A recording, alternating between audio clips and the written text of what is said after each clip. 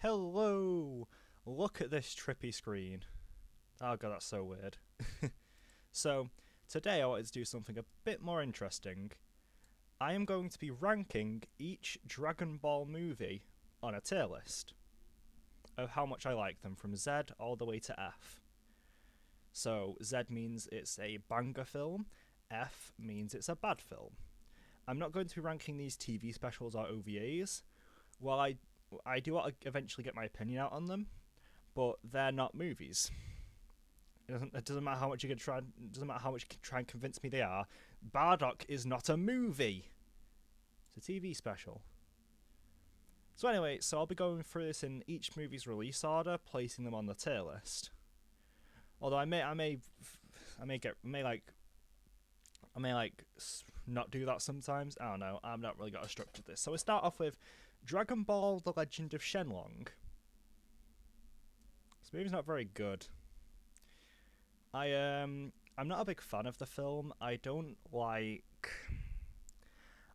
how the story feels like it's going through bullet points on one plot line, and then the other plot line is getting table scraps. Panchi, no, not Panchi. What's her name? Pansy. That's it.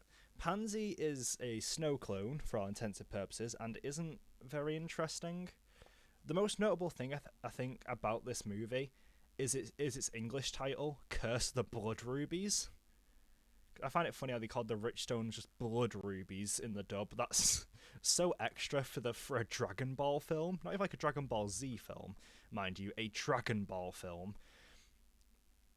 I like the ending where they summon the dragon inside of a guy, though. That's kind of funny. Right, so we move on to Sleeping Princess in Devil's Castle, which has the rather interesting English title of Sleeping Princess in Devil's Castle. Who knew? This one's much better.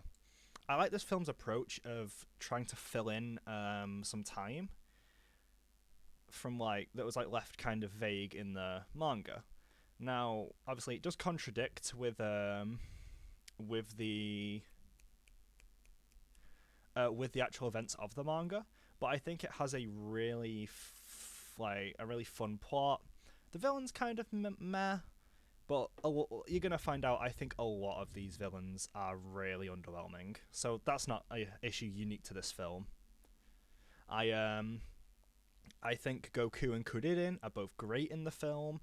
I think that Bulma, Yamp, Chutilong, and Poir don't get too much to do, but I think Goku, Kuririn are both fairly interesting, and it has the best lunch scene ever, which I'll be showing on screen here if I remember to edit it. That's a great scene. Or it's proved me to look stupid. But anyway, so then we have Mystical Great Adventure, or Mystical Adventure. This one is a straight up banger. I love how it takes a bunch of different concepts from the Dragon Ball run.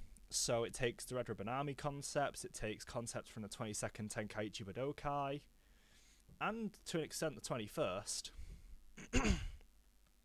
and it makes a really fun film. Having Chaozu be an emperor of this really beautiful, inspired looking Mifan Empire being is just great. Especially since it's the most Chaozu ever really gets to affect the plot.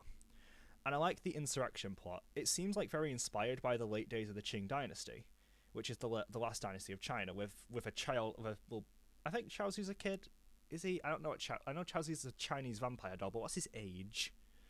But it takes the approach of a child emperor being manipulated by his cabinet members. Really interesting, and I love that they did the whole Arale part of the story again, but they replaced Blue with a much more serious character, which makes it all the funnier. Sorry about that. Then we have Dragon Ball Z, which doesn't actually have a title, but it's in the English version. It's called Dragon Ball Z Dead Zone. So I think Dead Zone's all right.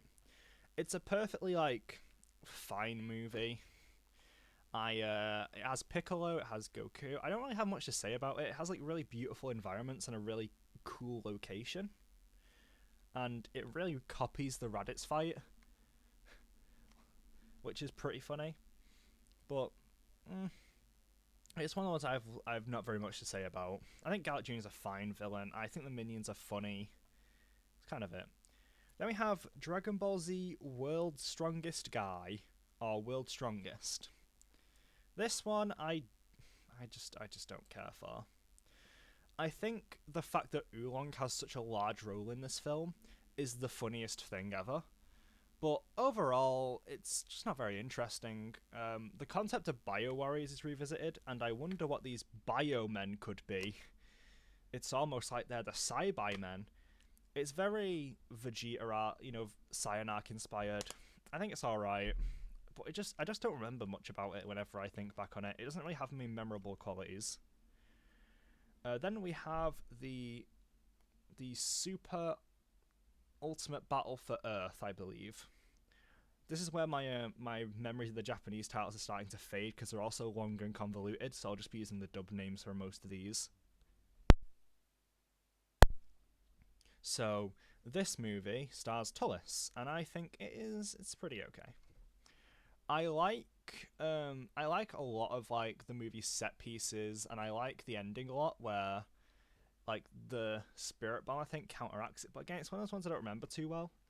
Tierlist is kind of a meh villain. He's mainly notable for his design, looking like Goku.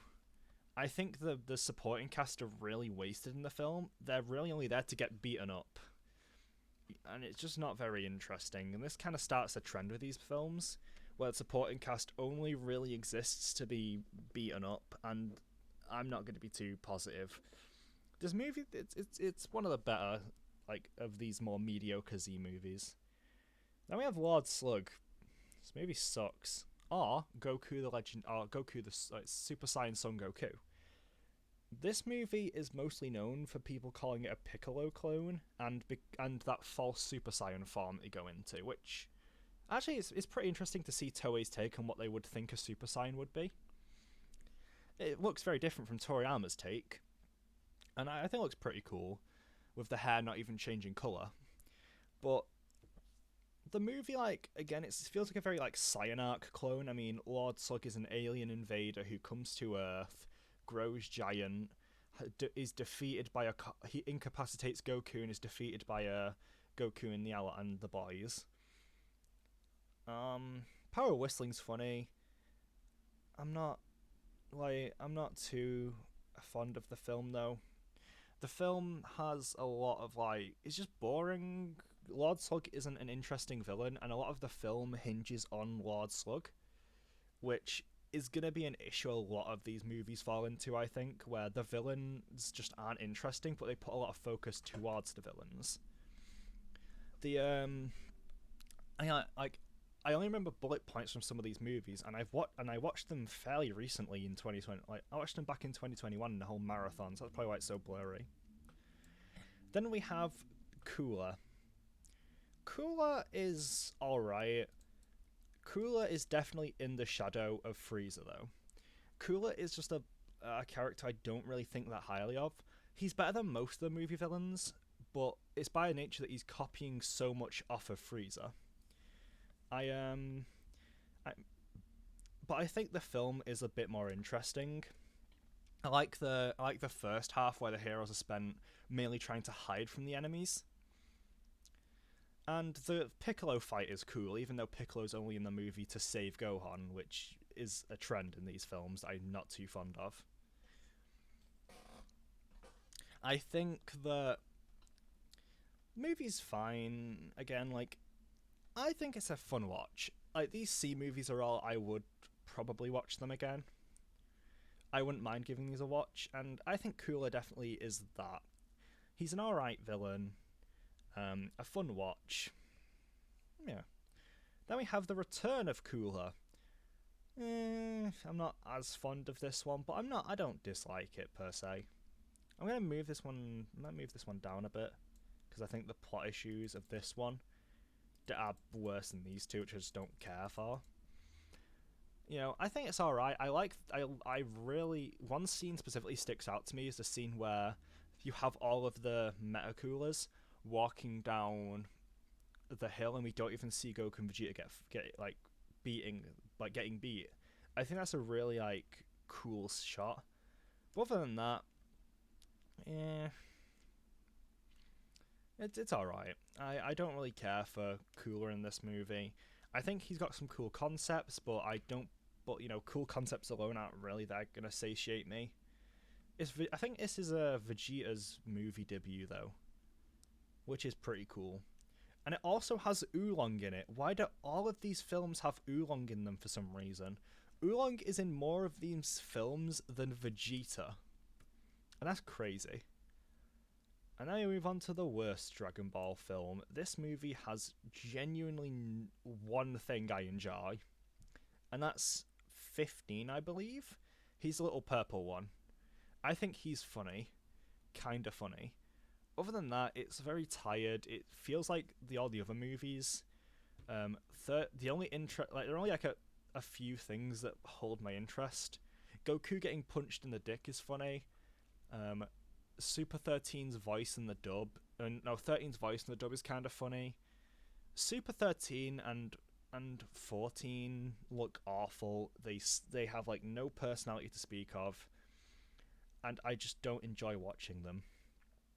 The movie, the start of the movie is the characters shopping, and I usually like a lot of these leisure activities. I think that's one of the usually the high points of the films, because I don't think they handle the villains very well. But like, it's just not funny. It's just a bunch of jokes that I feel like are very tired. Like, oh, the Muten Roshi is perverted. Oh, Chi Chi likes to shop. And now we move on to a movie I genuinely think is actually really good. Broly. Now, considering what I've been saying about a lot of these movies, this may be surprising. You wouldn't imagine me to be a Broly fan, unless you see my Twitter feed recently. But I think this movie is actually really good, because Broly's a very standard Dragon Ball movie villain, but Paragus kind of does the heavy lifting. I think the plot is like genuinely interesting as they try and like find who the legendary Super Saiyan destroying South Galaxy is. I really like how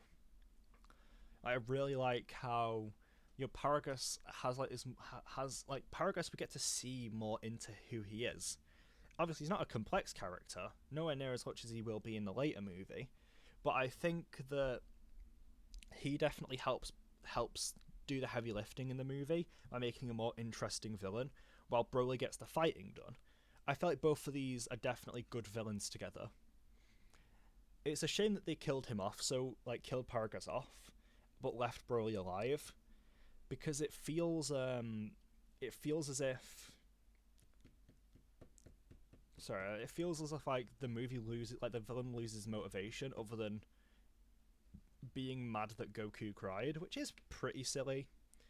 Although I find it's alright. I don't really particularly mind the motivation being a bit silly, considering I think Broly's a far too serious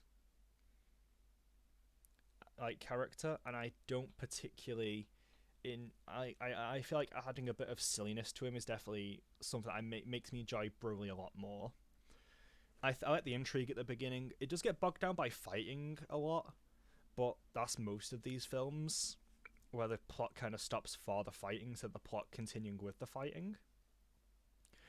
But I think it's a pretty good film. It deserves its spot there. Then I want to talk about BoJack Unbound. This movie is difficult to rank for me. One half of it is a genuinely great Dragon Ball movie. The other half I am not fond of in the slightest. Just okay, 14 minutes, Jesus. I think the start of the movie is this really fun tournament. We get to see it and interestingly, we get to see it from Kuririn's point of view. It's a Kuririn film, you think. We get to see some cool what if fights, like Tenshi and Han versus Trunks. But I really like how the tournament is set up. How about that really cool large arena, so the heroes don't even realize there are other people here. They don't realize the other heroes are all here. And I really enjoy the final bit where they're all going to a different area to fight one of these space warriors. I forgot the name, but I think it's a really fun concept, and it actually gives Kuririn a chance to win over the two Super Saiyans. But then we get to the Bojack section, and that section is so formulaic and boring. It's character fights one of Bojack's crew, character gets beaten, another character comes in, gets beaten, and it keeps going. Trunks and Kuririn both get beaten up, and then Tenshinhan and Yamcha arrive, and they get beaten up. Oh, but then fucking Vegeta shows. No, was it Piccolo or Vegeta? I don't remember. Piccolo and Vegeta show up at certain points, and Trunks reappears, only to get beaten up again. And Goku then arrives, but he doesn't get beat up because he leaves. Goku just leaves.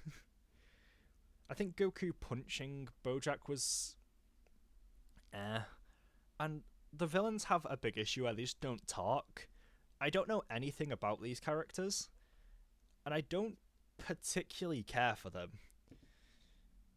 I feel like I'm gonna put this movie really low because of the potential. It could have been a really fun film, I think, but then it just fumbles at the end by making a really boring fighting plot.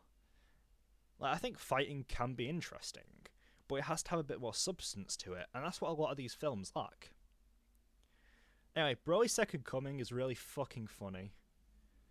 This movie I just really find fun. It's like, it's not a movie I really want to take seriously, and I don't think that's the point. It's Goten and Trunks and Videl to a lesser extent going on a mini adventure, and then finding a foe who like is too big for them, like is too dangerous for them to really handle. I love the interactions the kids have with Broly, this more serious villain contrasted by their relatively silly and unknowing, nature. Like, they don't know this guy's a big deal. And I think that's where the fun comes in. We as the audience know how like powerful Broly is and how dangerous he is, and how they're how in danger they are. But then oh, sorry, I'm fumbling a bit. Yeah, we see how dangerous they are. Like, he is, I mean. And then I like the fake out with the Piccolo save, because the Piccolo save is like, I hate, Piccolo just coming in to save the day in all these movies is tired, but Kuririn doing it, I think is funny. He's like wearing Piccolo's outfit too, and he saves Gohan. Gohan isn't very good in the film because he just kind of arrives and then fights. But I like how ambiguous the ending is. The Dragon Balls disappear and Goku had helped them. I think it's an interesting thing to like it's not explicit whether Goku actually did help them, or it was the motivation Goku provided to them. Albeit the Dragon Balls splitting at the end does kind of, lock in an answer. But if you just don't watch don't watch that point, it could be a really like cool, like not like a really cool scene. I think it's generally one of the best endings. Like, I think about that one a fair bit. Anyway, this movie is my comfort food. I love this movie. I know this movie is like the least popular Dragon Ball film outside of like Evolution, but I just don't see it. I don't care about Broly as a character. I think he's great as a force of nature villain, and he's great when he's tied with Paragus. But this Broly I don't care about. And I think Bio Broly's a cool design. I like the sludge monster vibe, like Swamp Thing, like the old horror movie villain. I like how it creates an interesting, like, way for the fight. Interesting, like, circumstances for the fights, because our heroes, like, have to be saving civilians, and it can't properly touch him. I like how it ties in directly from an event from the show. It's specifically due to Mr. Satan's like deal with 18. I love how number 18 is used in the film as a more like stoic character, like who's only going along just because she knows she can extort Satan for more money. The fact that the blackmail is over something as absolutely silly as Satan wetting the bed as an adolescent is hilarious. There's no funnier joke in the entire Dragon Ball movies. It is amazing. I love Kuririn's mini plot in the movie where he's like, I like the scene where it's like, trying to be he has to stay behind, but he eventually comes and saves 18. I love like just Mr. Satan's amazing in the film. He was amazing. He was great in BoJack, but he had less of a role there. I think if you don't go into the movie expecting like a really cool fight of like a Broly monster, I think it's a lot more fun if you go into it expecting just a comedy. I do begrudge the fact that Broly's kind of incidental to the film, but I'm not going to get mad at them because Bio Broly's the Funimation title. Broly isn't in the original Japanese title, so it's not really a fault of the movie makers that people went in expecting Broly. Broly being in the film is more of a twist. Oh, well, if you look at the poster, I guess. Anyway, from this point on, this is like where the movies get really, really good, I think. So, Fusion Reborn. So first of all, Reborn, this is like smack dab in the middle of the Fusion Age. Like, we literally just got Gotenks. We were getting Vegito as well around this time, and then Super Saiyan 4 Gogeta and GT after this. What's being reborn here? Fusion's like fucking middle-aged at this point. What are you talking about? What are you talking about? What are you talking about? But I think the movie's just solid. It's a very like fun reimagining of what the Buu arc, of like a kind of Buu arc style story. I like the split between comedy and serious stuff with the art style changes, with the thicker outlines on Earth and the more comedic tone with Saiyaman and Gotenks antics. Also, Hitler's in the film. That's kind of funny. Combine the more serious aspects of Goku and Vegeta. I think Paikuhan is easily his best in the movie. In the arc itself that he's from, he's very boring, but I like how he's pushed to his limit in this film. He's so annoyed by everyone, and he finds out the weakness of Janemba by just screaming at him. Veku is pretty funny. I think he's funny, and Gogeta, I've never liked Gogeta or Vegito, but Gogeta shows up for like 2 minutes, so I can't begrudge him in the slightest. I think it's just a really solid movie. I think the ending is one of the best as well. Just watching Vegeta fade away, it's haunting in a way, and it really makes his sacrifice in the manga feel more pronounced. And I love Vegeta. Like, while I don't care for characters suddenly just arriving in the film unless it's more comedically treated, Vegeta arriving to the fight makes sense. He's one of the souls who got released. And there's no indication that these souls have to return to Earth. Most of them do, but Vegeta staying in Otherworld and joining the fight makes sense. I like it. Wrath of the Dragon is way better than it has any right to be. This movie is an amazing character study of Tapion. This movie is just genuinely it doesn't feel like a Dragon Ball film. Most of these films feel very much like they're trying to imitate the show, albeit not being very successful in doing so. They're trying to be like the film. They're trying to be like the show, so they don't really experiment outside of Bio Broly and Second Coming, which I think do have some pretty fun cast mix-ups. But this movie doesn't really focus on Goku, Gohan, Vegeta, Piccolo, Kuririn. It's specifically a character study, a character study about the character of Tapion and Trunks, and to a lesser extent Bulma, where she gets a few good scenes. It's a really beautiful story, I think, that's kind of hurt by its ending. I think Goku using the Dragon Fist, while a cool visual, it comes out of nowhere and it doesn't really feel like it's what they originally planned. I'm unsure of what a good ending could have been. I think Trunks killing Tapion would have been kind of dark for the movie, and I can understand why they didn't go through with it, but I don't like how they raised the question only to completely drop it. And the implication that his brother is his brother dying in the beginning of the film, only for Tapion to go out looking for him, is genuinely tragic. It has a villain, but it's more of a kaiju force of nature villain, which I think is very interesting. It's something Dragon Ball hasn't really done before.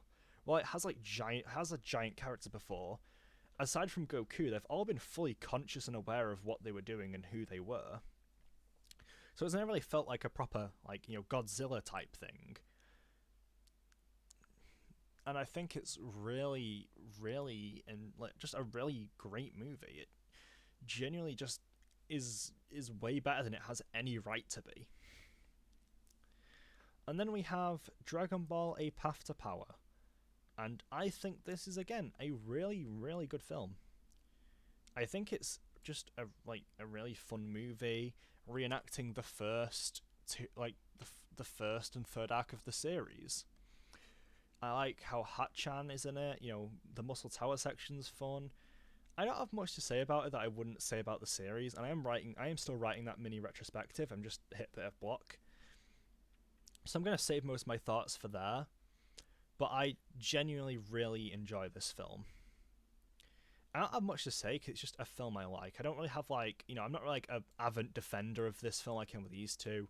It's not as interesting to talk about as this film or these ones, but it's just solid. I'd recommend it. It's beautiful. This movie's awful. It sucks, and I love it. It's hilarious. It's so misguided. What the fuck is a Sifu Norris and Fuller Woodbody Jiren? It's bad, but I would prefer to watch it over these two. It's still below them because, those two are better films. Like, we're going from, just a bad Dragon Ball film to an abysmal movie in general. And now, we move on to... the best one. This is the best one. Albeit it's a close one between number 1 and number 2, which... if you know your Dragon Ball movies, you know which one is also going to be up in the list. But it's not. This movie, I think, edges it out slightly. I think Beerus is easily the best movie antagonist they've ever written. He's so fun. He's like this lazy, all-powerful god. He's he does silly stuff, but he's also very serious. I love Vegeta's attempts to placate him while everyone else is unknowingly annoying him. And I love the beginning of the film with Goku training with Kaio.